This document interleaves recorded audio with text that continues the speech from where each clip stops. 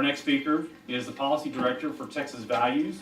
She's been a great support ever since she came on with Texas Values and came down to San Antonio to help in San Antonio fighting the city government with the non-discrimination ordinance. And I want to welcome Nicole Hudgens. And so thank you for coming and representing Texas Values and sharing with us with a state perspective.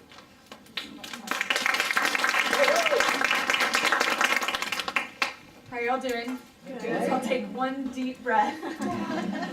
Good news, God is still on his throne. Amen. And if Jesus can change the world with 12 people, look at how many we have in the room here. That's right.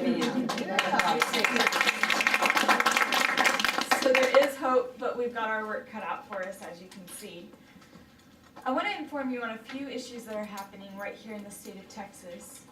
Obviously, we're aware of what's happening with the sex ed issue, and I have to give a special thank you first to Patrick for inviting us and the hard work that he has been doing in the city of San Antonio.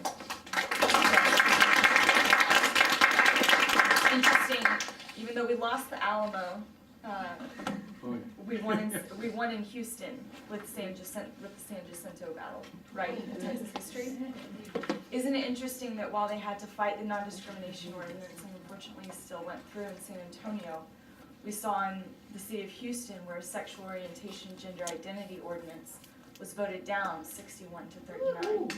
So there's still hope. And also just a shout out to Debbie Simmons and Carol Ayala. I'm telling you, these are warrior women. Get to know them. They're brilliant. And so I just so appreciate the work that they're doing. They've been a very helpful resource to our team. So I want to inform you on what's happening in the state, and I just mentioned it briefly with what happened in Houston on sexual orientation, gender identity ordinances. In the policy arena, we call those SOGIs, sexual orientation, gender identity. We've seen these pop up in different places. It started off in San Antonio, then we saw where the mayor in the city of Houston pushed through an ordinance that created a new protected class. Essentially, that's what these policies do. They create a new protected class that's not historically based or inherently has anything to do with inherent traits. It's creating a new protected class in a policy in a city or in a school district policy. And what these policies have been used, unfortunately, over and over again, is elected officials will hide behind them. And usually they're passed through either a quick vote, they're ran through like in Houston. Sometimes in school districts, they're done without even a vote from parents, or a say from parents, or a vote from the school board. And they'll use specifically the gender identity policies to say if a child or a grown man, depending on whether it's at the city or the school level, will allow someone of the opposite sex access to showers, locker rooms, and bathrooms. There are a lot of other business implications as well. I won't go into those details because I want to focus on what's happening in our schools. Many of you know what happened in Fort Worth in 2016, where the superintendent implemented policies that said if a child identifies as the opposite sex, they have full-on access to showers, locker rooms, and bathrooms. But not only that, they are not allowed, school personnel is not allowed to tell parents if a child is struggling with their gender identity. Thankfully, parents found out what was happening, started alerting us and other groups. We got the word out. There was an attorney general opinion that found very quickly that that violates parental rights. You as a parent have access and should be able to know everything that is being taught to your child and everything that is happening to your child at school, especially on such a sensitive issue like that. Thankfully, that policy was revoked. But 2 weeks after it was implemented, and that case specifically was one where we saw it was not voted on by the school board. There was no input from parents. There was the superintendent who decided to do that, and it was simply implemented. But a couple weeks later after that was implemented, we saw the Obama administration issue a letter essentially threatening Title IX. While some may argue it may not have full-on enforcement power, it wasn't an executive order, but it was a letter that said, under Title IX, If a child identifies as the opposite sex, you have to let them have access to showers, locker rooms, and bathrooms. And essentially threatening the Title IX funding. And there was even specific language in that letter that said, regardless of what community leaders and parents and religious leaders think about these issues. So purposefully pushing parents out of the discussion. We saw where the Texas Association of School Boards took that letter and began telling school districts, by the way, there's this new letter, here's some instruction on how to implement it. However, that letter, thankfully, from the Obama administration was revoked by the Trump administration, which we're thankful for. But the recent Texas Association of School Boards letter to school districts addresses the issue, and it's, you can ask our policy advisor, Mary Elizabeth, who's been doing great work helping on this issue. It's extremely vague. School districts can read that and say, oh, we should implement a SOGI policy. I mean, the Texas Association of School Board is saying that could be a good idea, or maybe we're not sure. It's extremely vague. What we've also found is that many school districts are using that specific language in their policies already in the state of Texas. So you can go Houston ISD, Dallas ISD, obviously Austin ISD, and they write it in different ways. Sometimes they'll put it as part of their anti-harassment policies.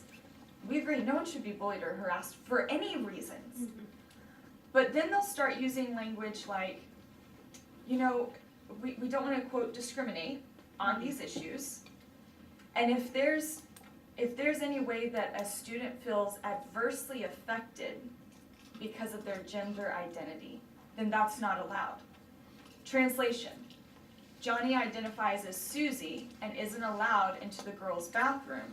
He technically can claim, this is adversely affecting me. And under your policy, you're not allowed to do that. So I should have access. Case in point, Dripping Springs took their SOGI policy and specifically hid behind it to allow boys to go into girls' bathrooms.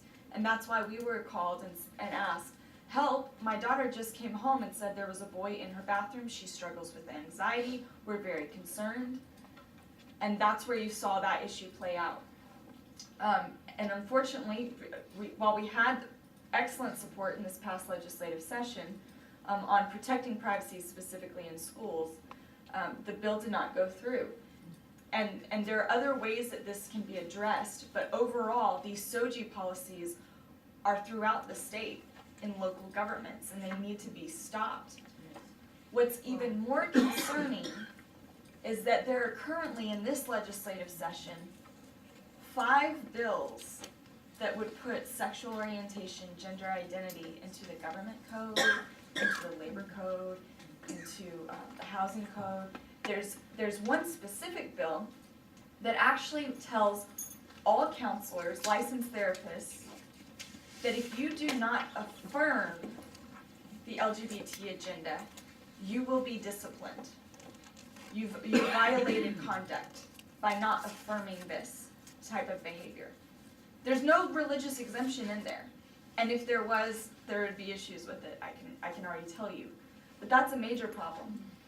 But on top of that, these other bills that would put SOGI into the labor code, the government code, and other parts of law, they're not just saying, hey, we think this is a good idea. There are criminal penalties attached to each one of these bills. So if you don't comply, then you can be fined up to $100 a day. And then if you don't pay those fines, there could be jail penalties. There's an LGBTQ caucus already formed within the Texas House now.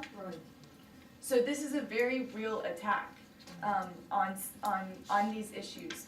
And we want to make sure that y'all are aware, that you're talking to legislators about it, that there are major concerns. And we need to be talking to our legislators about, hey, there are these bad ordinances that have been pushed through. There's not been transparency on these issues with school boards, or even at the local levels.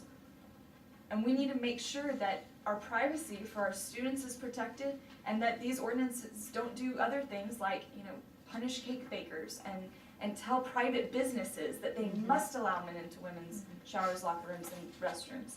Fortunately, a lot of people don't know that. They just think that, they may think that, there's other ways that this is done, but so many times it's by taking these non-discrimination SOGI policies, hiding behind them.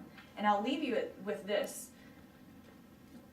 One of the most egregious ways these policies have been used is a case in Georgia right now, where they took a SOGI policy, they put it in school district policies, and a little boy and a boy was allowed to go into the girls' restroom, and a young kindergarten girl was sexually assaulted. My question is, why was he allowed in the first place? Yeah. Why was there a policy in place that would have allowed this to happen? Because when you implement these policies, you take away the voices, specifically of women, but also of men, to be able to say, hey, something, we're concerned. Why is he going into a women's facility? So there's a lot of concern. Obviously, it ties into what students are being taught right now in the public schools. But I wanted to give you a statewide perspective. And sorry, I said one last thing. I'm a preacher's kid, so I'll take the time. But this does tie into the Planned Parenthood issue as well. There are 3 clinics in the state right now that are giving hormone treatments already in Planned Parenthood clinics. What's fascinating though is they won't give them to any children under the age of 18. Even shocking. The one thing we can agree with on Planned Parenthood is that students shouldn't be given these hormone blockers. So, something to consider. Feel free to go to our website, txvalues.org, sign up for our email list. We'll be alerting people and learning our list of when these bills could come up or when there are bills that would protect on these issues. And then we have our Faith and Family Day. Obviously, you're here today. We're so thankful you're here. Other opportunities for you to come up. March 13th will be a day we'll be discussing this and many other issues. So thank you. Thank you, Nicole. Yeah, she said SOGI, sexual orientation, gender identity. On that topic, there have been in different municipalities sexual orientation, gender identity policies, ordinances, local laws that have been passed. Give special class protections based on sexual orientation, gender identity, at the expense of religious freedom. The last legislative session, the Texas legislature passed and governor signed into law the Texas Religious Freedom Restoration Act. And many of those SOGI policies, in San Antonio it's called the Non-Discrimination Ordinance, are in violation of the Texas Religious Freedom Restoration Act. And we are being, as well as Texas Values, is being represented. Actually, we were introduced by our legal counsel from Jonathan Sines of Texas Values and referred to us.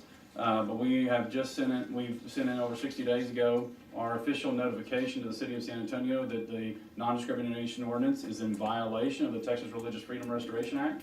And they had 60 days to fix it. They have not fixed it. They have not addressed it. And as we have many issues to deal with there. And so we are in the process of asking other Texans to join in a lawsuit against the city of San Antonio.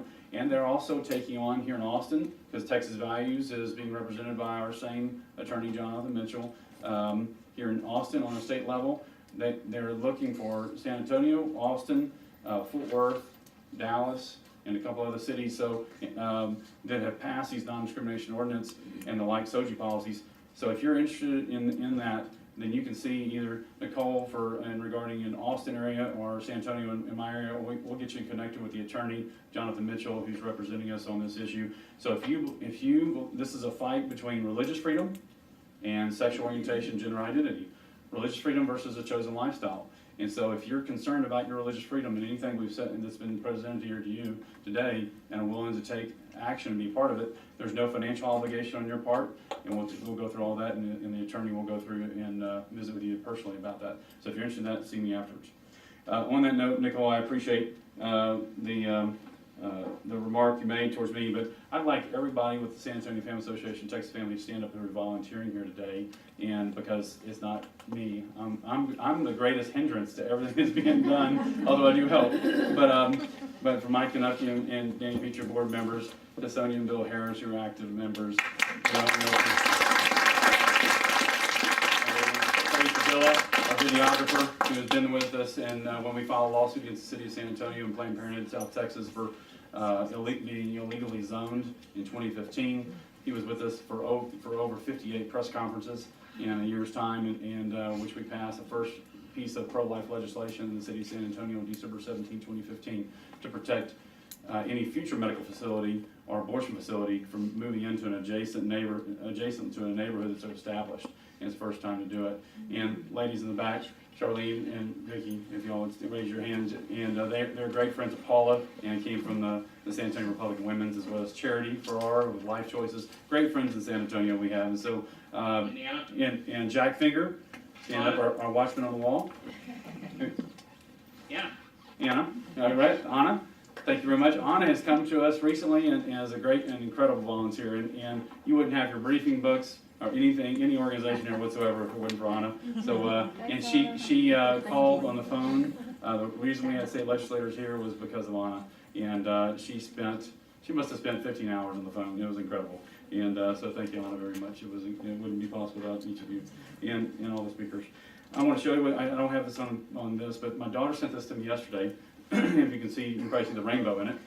But as we talk about what's happening in schools, and as we talk about restricting the unfettered access that Planned Parenthood and its affiliates and other abortion businesses in these ways of destroying our children in their impurity, this was in my daughter's Lady Bird Claudia Johnson high school library yesterday, was a bookmark, and it said San Antonio Public Library LGBTQ collection, books for young adults celebrating and honoring the LGBT community. And our hope is to empower growth, to build a future where all people are accepted and loved as they are. That's from Fiesta Youth, San Antonio Public Library, funded with our taxpayer dollars. And it is amazing the little ways that they will try to get at our children. She quickly sent it to me. She serves very actively on the student council, and she is the minority in a very conservative area of San Antonio, in which the acceptance of these unhealthy, disordered lifestyles are being promoted. So, but I want to thank, because it wouldn't be possible without my fellow board members and all the volunteers, and for the success and the fruit that will be born from today.